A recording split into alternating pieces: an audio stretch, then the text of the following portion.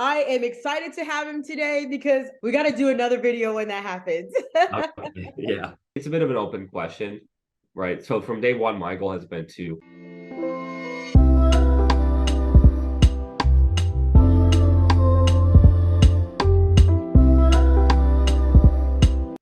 Welcome back to my channel. Today we have an awesome guest, Davis Marklin. Did I pronounce your last name right, Davis? yes, you did. Yep, that's right. Some of you guys might already know him because he is with Turned up in Chicago, right? That's right, Chicago. Yep. Yes, with Turned in Chicago. Davis also does Airbnb cleaning, and I am excited to have him today because I like to learn what other people are doing in the industry as well. So this would be a good opportunity for all of us. I mean, if you guys have questions too for him, leave them down in the comments. But Davis, welcome. Thank you. Thank you so much. I'm happy to be here. Awesome. I'm so glad that you are here. Um, could you give us a little bit of well, first I like to talk about how we kind of met, sort of, not really. So Yeah. let's see. I first knew about you. I watched you on YouTube Yeah. before. I saw on your YouTube and I thought you had really, really great insight on your business. Yeah. And then my husband reached out to you on LinkedIn. And he's like, I met this guy, Davis. He's really cool. We were talking Yeah. and he told me like everything you guys were talking about. I was like, wow, he's really informed. He should be on my channel. Yeah, it was funny because he reached out to me and I was randomly going to be in uh Houston for my cousin's wedding. Oh, And yeah. we ended up getting coffee and I don't know, we talked for like an hour about, everything basically. And then then that was it. Yeah, I even forgot about that. I even forgot about that because I thought that like I remember that most of your calls were on the phone, but yeah, you guys did meet. He did tell me about that. So that's really cool that you even stopped by Houston. I hope you liked it. Yeah, it was great. I had a good time. Yeah, Yeah, but yeah, it's Houston is funny because it was literally that weekend that he messaged me on like a Monday or Tuesday. And it was that weekend that I was going. I was like, oh, perfect timing. I've got time on Friday. Let's grab a coffee and chat. awesome. That is Yeah. awesome. So now you're part of the family, Davis. Yeah. Could you give us like a little bit of your background? Where are you from? Yeah. Yeah, for sure. So I'm originally from Milwaukee. I moved in Chicago. I moved to Chicago right after I graduated college in 2018. This is obviously, returned. We do vacation rental cleaning here in Chicago. This is actually my fourth business, the only one that's been remotely successful so far. So it's not like my first foray into entrepreneurship. And so there are a lot of lessons learned from previous companies that I've applied to this company. But yeah, got my degree in mechanical engineering. I realized towards the end of college that I really wanted to work for myself. And then the job that I had previous to starting Turned, I was a what you call a market development manager for a national vacation rental operator called Front Desk based out of Milwaukee. And my job was basically to go to different apartment communities in different cities and essentially master lease the buildings and set them up as Airbnbs.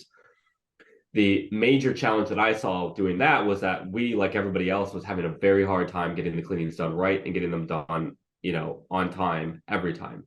As you know, like cleaning is the vacation rental cleaning business is both a logistics problem and also a cleaning in human resources problem. Absolutely. And so we were just seeing that it was very hard to do. Everyone was complaining about the lack of cleaners, the lack of professionalism, and I was like,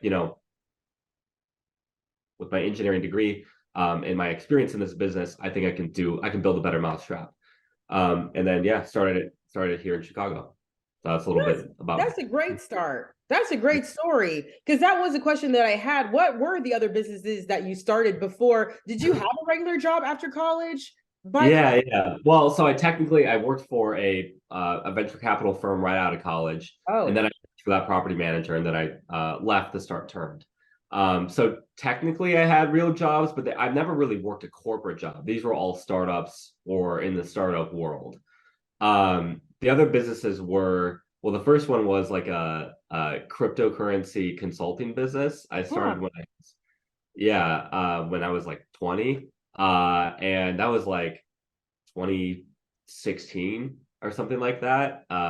And this is like right when like everybody was like learning about Bitcoin and whatever, and we were Wow. like just going to like different basically business groups and doing like 30-minute presentations for $250 a pop. Oh, I nice. think we realized that like there wasn't really that much of a market there. It didn't really scale. We weren't really generating enough money for it to be like worthwhile. Um, Another one of the businesses was it was actually a gift basket business for this market. And Really? yeah. And the problem is like we just couldn't get the unit economics to work. It's like I still think it's a solid idea. The problem is the cost of actually getting that into the units and like getting the guests to pay for it. And it was just like, so we couldn't work out the logistics. It was overly complex and we just didn't make any money. So, but yeah, Turned has been, I mean, it's like, I tell everyone I love this business because if you have a vacation rental, it needs to be cleaned. Yes. That's it. Like it needs to be done. And so it's not sexy, but it's very lucrative if you can do it right and you can do a good job consistently.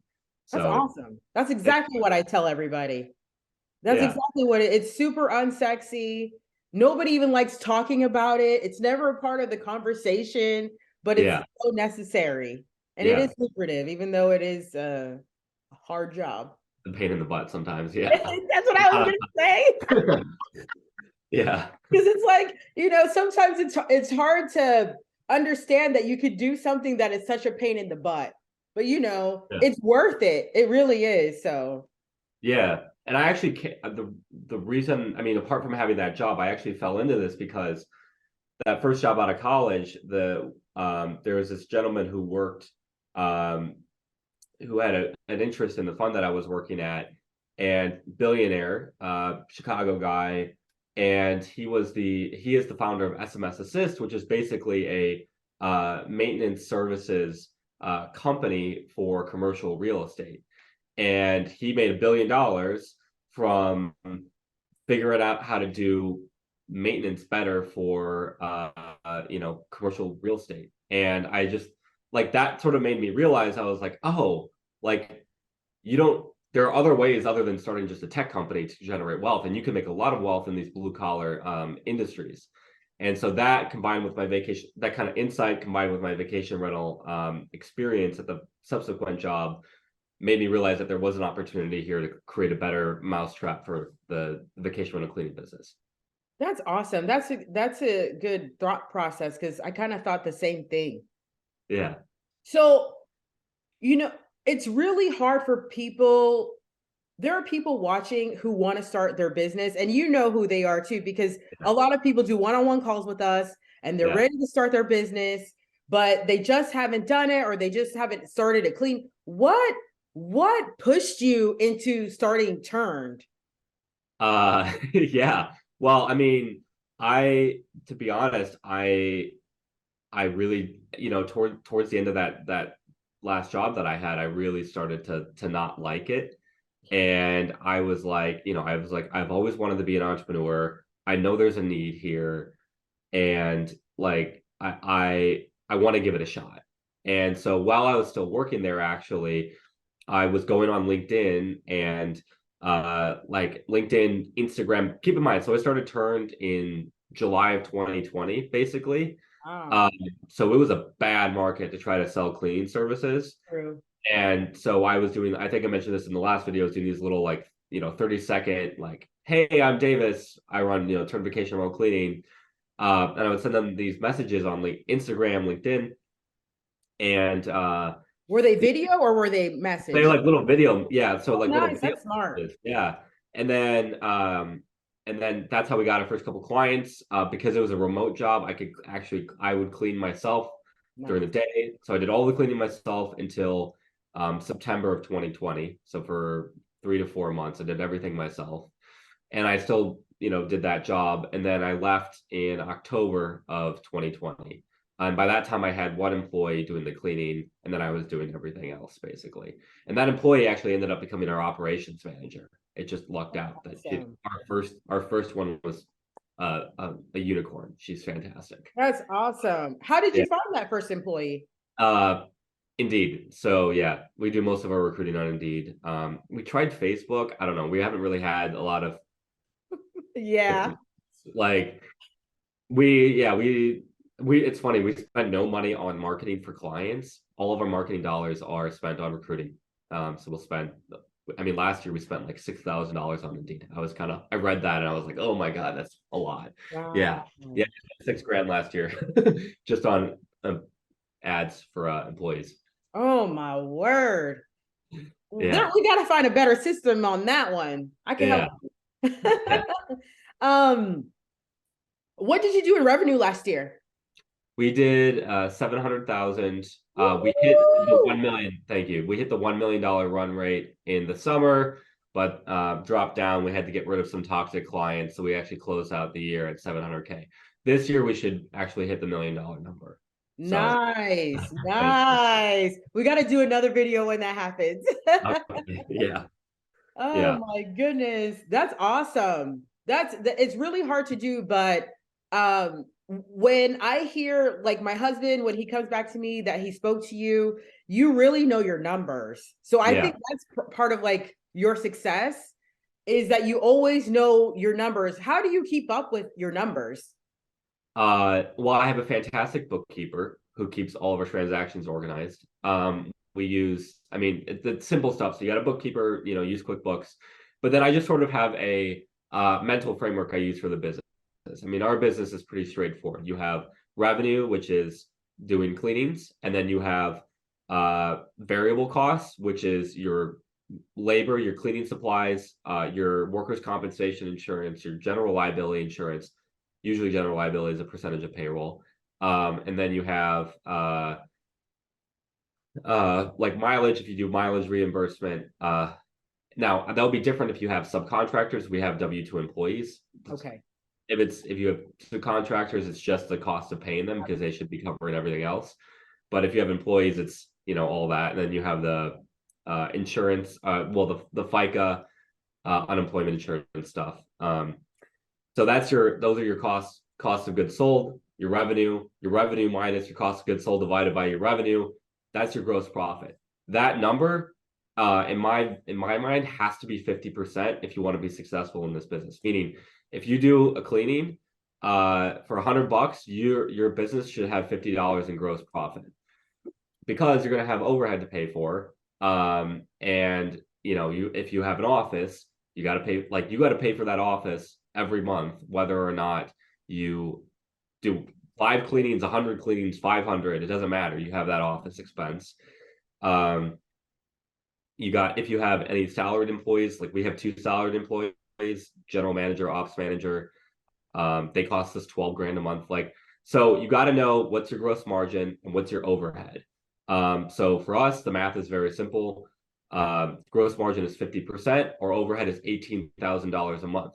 So basically, in order for us to break even as a company, we have to do $40,000 a month in revenue. Otherwise, we're losing money because 40 times 50% is 20 minus 18. It's 2,000, but it's about break even. So You're yeah, you right. have those numbers because if you don't, then you don't know if you don't know if you're making any money. You don't know if you can grow. I've talked to so many people who have like one person businesses Yeah. where it's just them and maybe they charge a lower rate or maybe they have a couple employees but they want to get out of the day to day where they have to go to units and fill in when somebody's calling off, so they want to hire an operations manager, which you should do, but they don't know if they can afford that person Mm-hmm. because they don't know their numbers. That's right. That's always the question. You're right, because they don't know their numbers. Now I want to ask you, how are you so good at numbers for a mechanical engineer? You didn't even study, I mean, business, or so did you learn business on your own, or how did all that and entrepreneurship get all swirled up in your life? Yeah, well, obviously being an engineer, you do a lot of math, but none of it's business math. Um, I most of what I learned was from the first couple businesses that I did. Mhm. And I'm just a very curious person. I watch a lot of YouTube videos. Business math isn't that hard. It's like, I mean, it can get a little bit more complex, but the basic math is the money coming in greater than the money going out? If not, you have a problem. Right. Um, and but what really like lit a fire under my butt and what interested me in entrepreneurship was I had a lot of issues as a kid with mental illness. I overcame a lot of those through years of work as a kid and there were these adults, at some of the schools that I went to who, when I was going through all these issues, believed in me. They're like, Davis, you're very bright. But you need to work on these things. And I think having gone through such a traumatic experience as a child, it made me want to pay it forward. And when I was going through college, I was like, what is the hardest thing that I can do? And I think it's like, I can start a business. So Oh, really? yeah, Wow, yeah. I thought mechanical engineering was the hardest thing you could do because I think that's pretty hard. I'm really bad at math, so that would be, and that's interesting how your upbringing was. You said you had a lot of challenges, but you Yeah, still were able to overcome them. yeah. Was it because of the teachers or the adults around you? Like, because Yeah, so to go in a little more detail, basically I had three cysts in my brain. A cyst that came in like three different times basically, and that caused a lot of oppositional defiance. I diagnosed with Asperger's, OCD, all these things, and ended up going to multiple boarding schools. And um, I just couldn't get along with anyone. I was uncooperative, and I just remember that there were a couple teachers at those schools who were like, Davis, like you are. And before that, I didn't believe in myself. I didn't yeah. have any self-esteem. I had no confidence. And these teachers were like, Davis, you know, you are one of the brightest students that we've ever met, Huh. but you won't be successful and you won't be able to fit in if you don't work on these things. And I think like up until that point, I was about 12 when that happened. Up until that point, I would just you know had I thought it was a drain on society. I just I just didn't believe in myself. And at that point, I was like, okay, I'm going to turn it around. I was able to turn it around. Um, you know, eventually became captain of the soccer team in high school, like student council, all that fun stuff. And then I was like, wow, if I can do that, I can do anything. And so then the moment of inspiration hit, which was I read Steve Jobs' biography by Walter Isaacson when I was 16. I was working at a summer fest, like a summer camp. Not no, it's called Summerfest. It's a music fest in Milwaukee, Okay. and I had so much time. I was selling soda, and like during the day, nobody was really there. It was all at night, so I just read the whole thing there, and I was like, wow, that seems really cool. I'd love to start a business, and yeah, that's Well, kind of how. that's an awesome story. Because a lot Thank of times people think we just make it, you have confidence, you have knowledge, and then you start your business. It's a journey for everybody. We're Yeah, all humans and we all go through things. I feel like if you want to do any business, you have to have like something motivating you besides money. Right. Because I mean, as you know, there are just days that just freaking awful, and Yeah. you can have like five of those in a week, and like you know there are gonna be months where you can't pay yourself. Like it's brutal, right? And so you got to have, in my mind, you got to have something that's pushing you forward. So what's pushing you forward? I want to pay it forward to the people who helped me as a kid. I love that. So I I was, love that. well, So what's if the they're best? listening, shout out to them. Yeah. That's So awesome. I was like, well, I'm gonna start a business. You can create wealth starting a business, and then that gives you options. So um, here we are. Awesome. That's awesome. That's very inspiring, by the way. Thank you for sharing, Davis. No Um, problem. I also wanted to get into your target market. Yeah. Because what I learned from your conversations with Vasile are you target a specific market different than I target. Now, we used to target the same market. We used to do, or maybe you still do, forgot the name of them right now. Startup companies. Oh yeah, yeah. With startup companies that, they have a lot of units, they have a lot of business, it's going, but I heard you don't, that's not your primary customer anymore. Who is your No. target market now? So yeah, let me just for context, we did work with a company when we in 2021, which was basically into our first year of operation, and they were half of our business. And the problem isn't so much that they're startup companies. The problem is when they're a large percentage of your business. And so there was this customer that was 50% of our business, and it just kept me up at night because we had no leverage over anything. They could basically be like, "Hey, I want you to do this now," and what are we going to say? No, because then they're going to like then we lose half our business. So Right. um yeah, so that scared the crap out of me. Also, we didn't have like a really detailed service agreement at the time. And so we were doing things like running errands for them. They're like, "Oh, uh the guest wants more toilet paper. Can you go pick some up for them?" Or hangers, yeah. Right? Like, they were basically they treated us like they were we were basically a property manager. That's And right. after that experience, I was like, no, no, no. We need to delineate. We are a vacation rental cleaning business. Our Yes. job is to get the unit ready for the next guest. That's it. We're done. And our host has certain obligations, right? They have to make sure that we have enough inventory, consumables, inventory, toilet paper, paper towel, that kind of thing. If they don't have it there, that's on them. And they have to go fix that. That's not a turn thing. So yeah, we originally worked with these large companies, realized it was too much of a business risk. And then now our target market is companies that are generally between 3 and 5 units. The reason we target companies of that size is because they're big enough to have a need to work with a company versus an individual, where they need that reliability, knowing that they're going to have someone show up every time there's a cleaning. But they're not so big that if we were to lose them, they would be a huge loss on our business. So right now, no customer is more than 10% of our business. I'd like to get that down to like 8%. But I do think in terms of like, if I were to lose any given customer,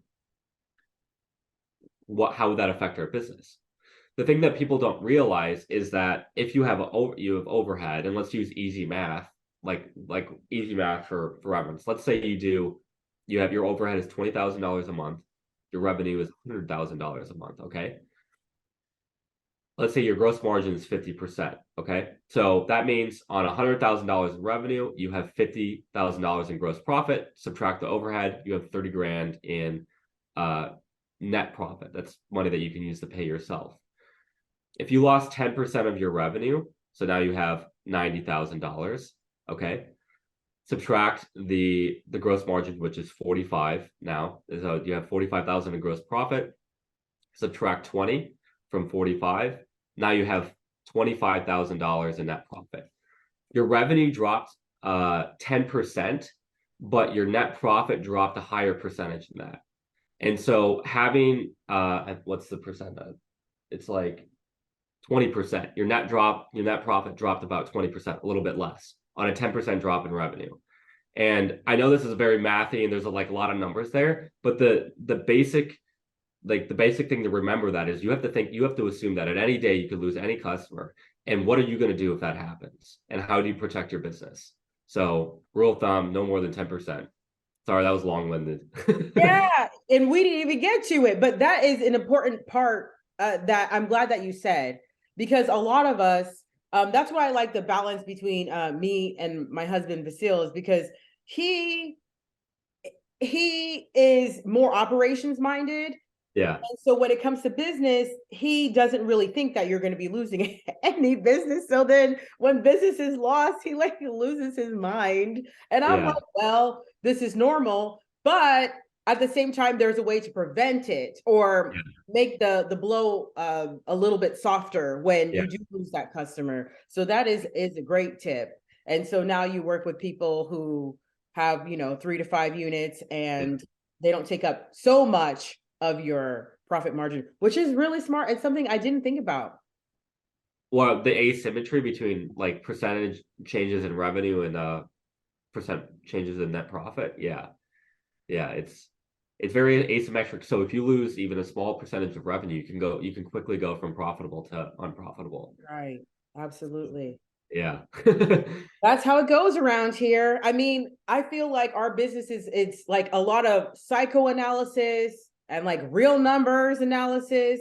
It's a lot of things because you gotta know the market, you gotta know how people think, you gotta know how people operate. It's not just doing a business. The one other piece here, if you have smaller customers, you can dictate the terms to them. That Right. part. So what are your terms? Oh, we got a lot. We got a full service.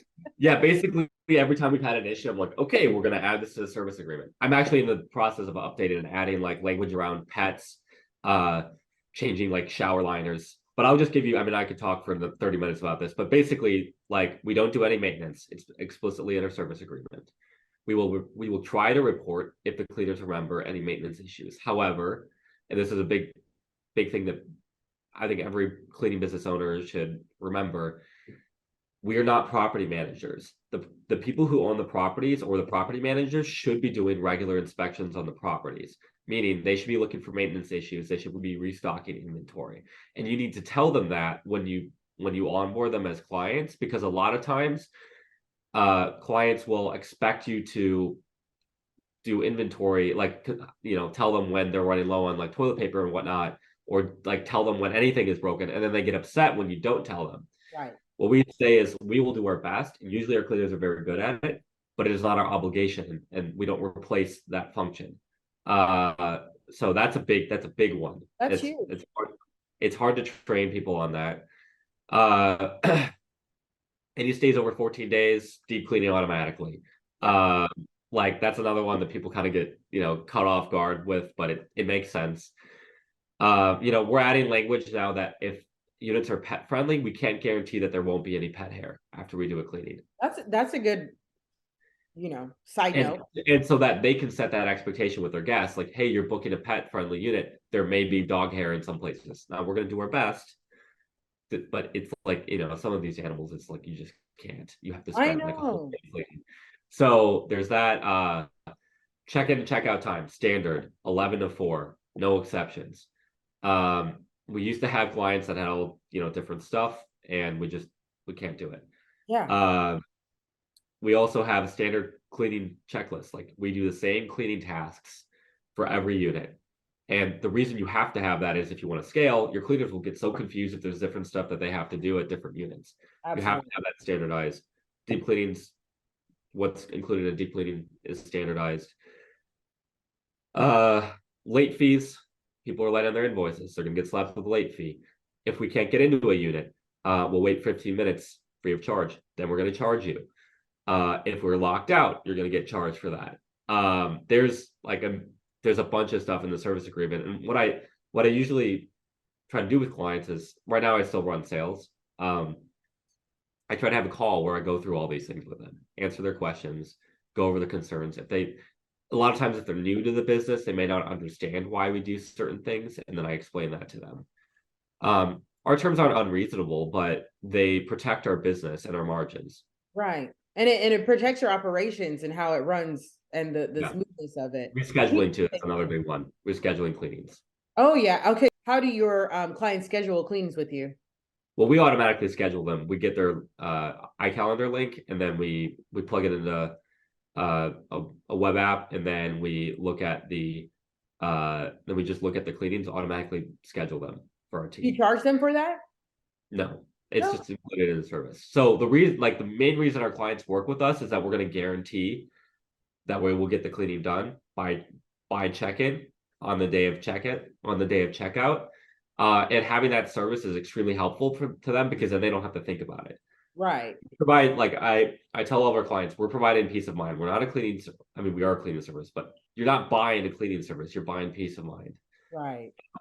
And I think, so providing that is just part of the service that we do. It makes our job easier if we don't have to like ask them if we're going to clean or whatever. It just makes their schedule more predictable.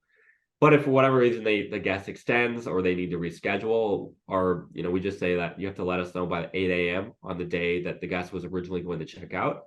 We'll reschedule free of charge. Anything after that, you're going to get a late fee. That's Um, awesome. yeah. It's So we try to be system. flexible. What? You said you're flexible? We try to be flexible, yeah. But if cleaners are like already on their way to the unit, like, you know, we've already put money into doing that cleaning, so Right. we reimburse for that. We do the same thing. We do the Yeah, same thing, but I like your system at 8 a.m. We do like a 24-hour thing. We need to know 24 hours in advance.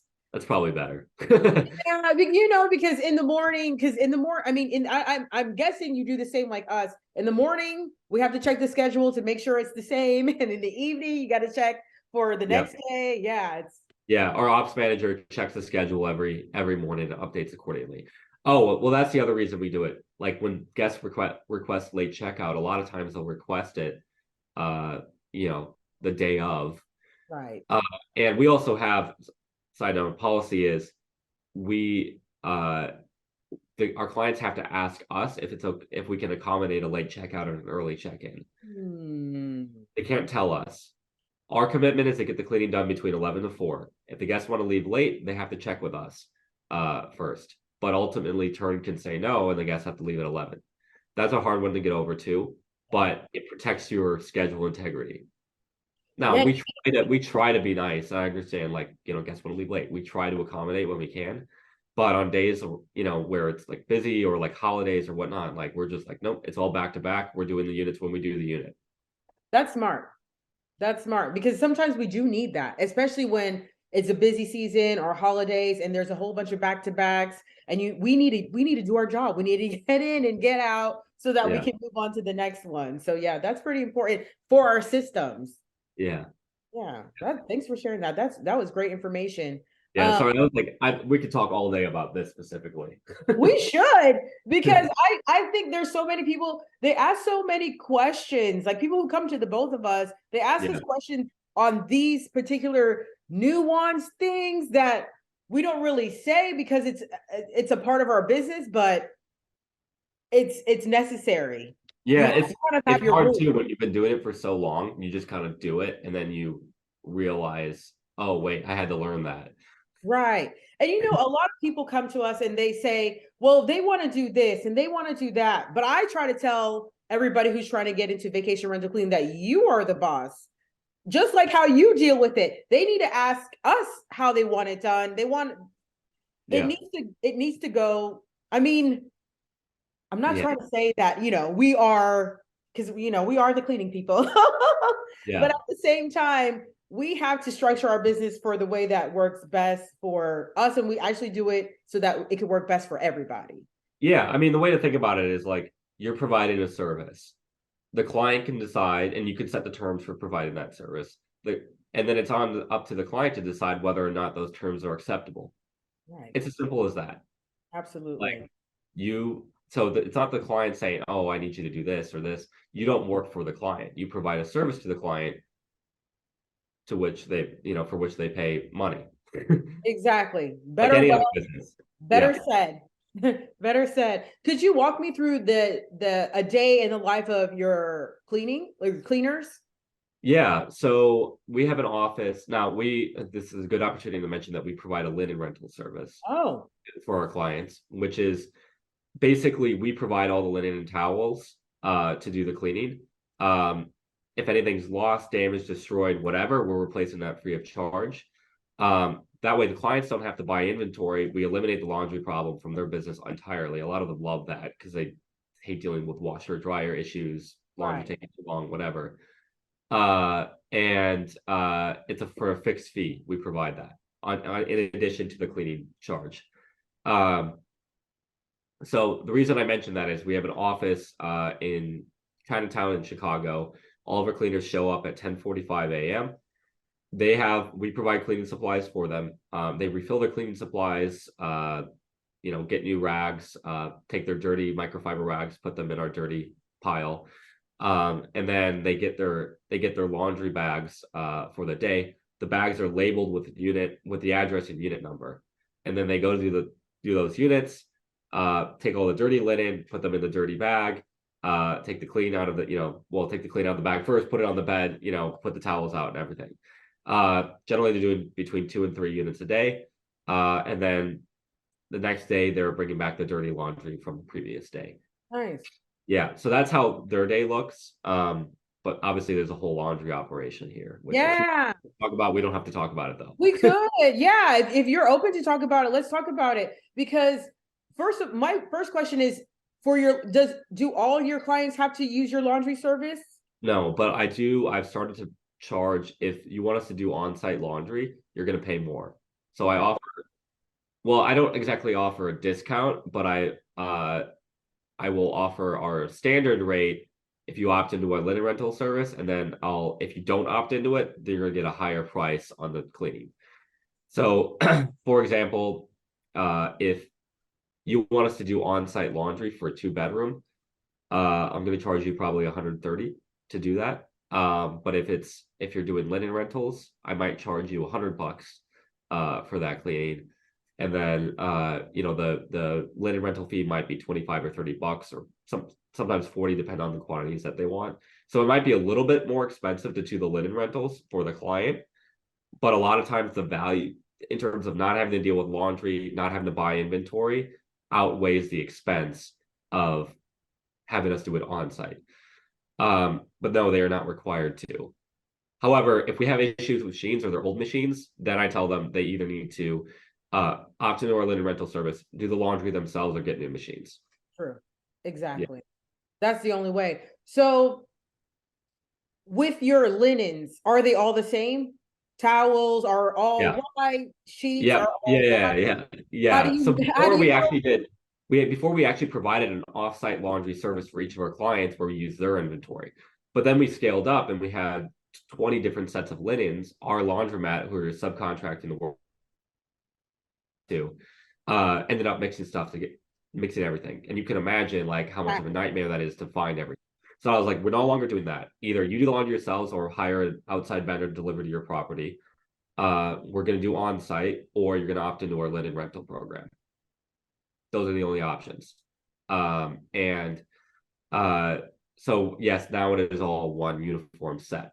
Every client who uses our linen rental program gets the same linen and towels. So your cleaners are going to the storage space or the office space, Yeah. picking up the linens. How do they know that the place that they're going to, let's say they're going to a 2-bedroom, how do they know that they're going to a 2-bedroom and that 2-bedroom needs 2 queens or 2 kings? Because that's a great question. Because they get the laundry bags when they go to our office, and the bags have everything that they need in it. They're already pre-made with the quantities that they need. Awesome. So their units are already ready for them. No. So like you go to our office, you get a bag, and let's say in the bag there's 6 bath towels. Okay. Then you go to put out 6 bath towels for the unit. Oh, so it's not like this bag belongs to 123 Main Street. It's No, they actually it is like the bags are labeled with the unit number and address. that's what Then I was. yeah, so that's how they know which unit to go to. Gotcha. Yeah, that's what I meant. That's what I meant, but it didn't come out like that. But yeah, that's interesting. That's really organized. So that means you have somebody on the back end organizing all of that. Right. So we have 2 employee, or actually now 3 employees whose title is laundry operations specialist, which is a fancy way of saying they come into the office at 8:30 in the morning and undo all the clean linen from our vendor, put it on the racks, and then they make those bags based on the quantities we have for each unit. So we have a spreadsheet that says, like, for this unit we need X many bath towels, Y many washcloths, this many flat sheets, this many fitted sheets. They make those bags, label it, and then 10:45 they have the bags ready for our cleaners. And our ops manager is the one she goes in at 8:30 and oversees the entire process. So she's the one making sure that all gets done right. Wow, you got a whole operation, Davis. Yeah, That's wonderful because actually that's what a lot of these big companies do. These startup companies, they have every part that you have. yeah. So you're gonna take over. For That's now, just Chicago. We're actually staying in Chicago for now. And the reason for that is because we have overhead associated. We have an office here. Our general manager and operations manager are based here in Chicago. If we were to expand to another market, we'd have to hire more salaried staff, and that would increase our overhead. yeah, So I look at it like we can just expand the services that we're providing here in Chicago, and our absolutely. margins will go up. Yeah. Absolutely. With that said, what are your long-term goals with your Uh, with terms? yeah, it's great. I mean, it's a bit of an open question, right? So from day one, my goal has been to build a profitable business so that I had options. It's likely that we will. So I'm gonna build up the business a little bit more. It's likely that we will be looking to sell the business in the next couple of years. I there's other businesses that I want to start, and I'm definitely that kind of guy that's like, I want to do something for like, 3 to 5 years, and then I want to go do something else. So my goal really is focusing on growing the business in the Chicago market as much as possible, getting our margins as high as possible, delivering for our clients, and then finding a good buyer in a couple of years who is uh, you know who would take care of the business and take care of our team. That's So awesome. You need yeah, an exit strategy. that's right. Yeah, It sounds like we're gonna be connected for a while, David, because I think the yeah, same. I'm, always thinking about new businesses and different things that I can do. But for now, we gotta stay focused on our craft. yeah. That's right. That's Yeah. right. I was curious to know, you did mention a book that was written about Warren Buffett earlier, but I wanted to know, do you have any book recommendations that you think is important for the business world to know about, especially Okay. people who are Yeah. starting out? Yeah. There is a book I read a couple of years ago when I still had my job, called Traction.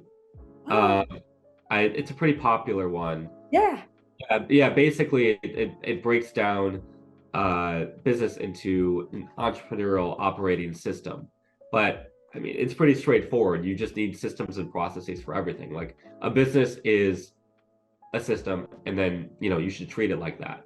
And it really, like, especially now, it's providing so much value as we grow because we hired this general manager, and now we're starting to assign everyone a specific number. We're recording, here was our labor expense for the billing period. He would, um, here's how much we spent on cleaning supplies, and we just assign everything a number, and we can track our progress against that number and hold people accountable to it. It's an incredible book. I think it's definitely more helpful once you get to like our size. When you're starting out, it's just you. It doesn't really provide that much value. Still think it's a good read, but you won't really use it, and you may want to revisit it once you get to the like 7-figure revenue mark. Then it becomes absolutely. important to systemize everything. Absolutely. That's also one of the books I have that one actually on PDF. I got it for free a long time ago. So I have it on PDF. And yeah, that's what I'm going to use to kind of organize myself because I'm kind of like opposite of you. You're really great with numbers, you're structured. I'm kind of like, hippie Yeah, visionary. that. yeah, um but that's cool, and we all find our way on yeah, how to make a business grow. So thank you, Davis, yeah. for being here. And I have only 3 questions left. They're the Okay, lightning round. It's the fun part, just okay. to get to know you and who Davis is. So my first question is, what is your favorite thing to do outside of work? Ooh, I got into rock climbing uh about a year ago because I mean, I know you're in Texas and it's a lot sunnier and warm Yeah, there, it's but too let me hot. tell you, the winters are depressing here in Chicago. And then we were going through a rough patch with the business, and I got into rock climbing. I love it. It's so much fun. Yeah. Awesome. You got to move your body. And it's Yeah, really, move your body. It's a stimulating challenge to like figure out the route, that you need to go up, and it's a great workout. It's a fantastic workout. Yeah, that's awesome. It's good to hear. What is your go-to karaoke song? If you had to sing Ooh. one. No, I know this one. I just every time I tell people, they're like, "Really?" It's "Party in the USA" by Miley Cyrus. That's awesome. But only after at least 4 vodka Red Bulls. That's like a specific vibe. You know, you have a couple vodka Red Bulls, you're like, I can do anything. Party in the USA by Miley Cyrus. Let's go. Yes. Yeah, we got to do that one day. We And got I'm to not ashamed of it. This is the first time I've said this publicly. I've told friends before. I'll everybody. stand by it. We got it in there. Yeah. Now we've got to sing that in karaoke. I love Yeah. to do karaoke with like co-workers. We don't have co-workers, but you know, people that are in the Yeah. industry. I think it's so fun because everybody will do it and it's just like a fun thing to do. So we've got to Yeah. do that sometime. Yeah. No All shame. right.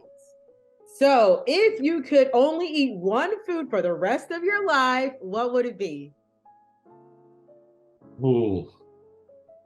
That's hard because I'm not a picky eater and I like literally eat anything. Wow. But I'm not necessarily particular about any specific foods either. I'm just Oh man, that is hard. okay. So which Uh, one? So what can you not live with then? Live without? well, I could not live without, and this is gonna sound really bad. Papa John's pizza. It's my guilty pleasure. It's my guilty Ah! pleasure. I eat it like once a month. Okay, when I do, it's like oh my god, I'm on cloud nine. That's So awesome. bad. It's so bad, but it's like I don't know. I went like in college, they had $5, pizza nights, and I was like, that's my thing. And now it's like I get it like once a month, but it's like every time I have to do it, once a month. That's a better answer. That's a better answer. Yeah, Wow. I didn't know you would love my pizza guilty so much. pleasure. Yes, most Well, I got to definitely. rock climb. You got to keep all the pizza weight off. Got the balance, the Yeah. balance. So how do we follow your journey? How do we follow you? Well, if you are looking to, start a business in the vacation rental cleaning space, or you are already working on a business in this space, I actually do consult and I help other entrepreneurs scale their business, overcome a lot of the challenges that people have in the early stages. And you can just go to my website, davismarklin.com. It's DavisMarklin.com. Or shoot me an email at my turned email, Davis, Davis, at tryturn.com, TRYTURNED.com. And usually I like to do like a 15-minute intro call for my consulting clients. So feel free to set one of those up. Happy to talk through any like small issues. And then anything after that, we typically set up an engagement. Nice. Perfect. And I'll have that down in the description for everybody to watch to find. Cool. All right. Thank you, Davis, for being here. Thank you so much. Appreciate it.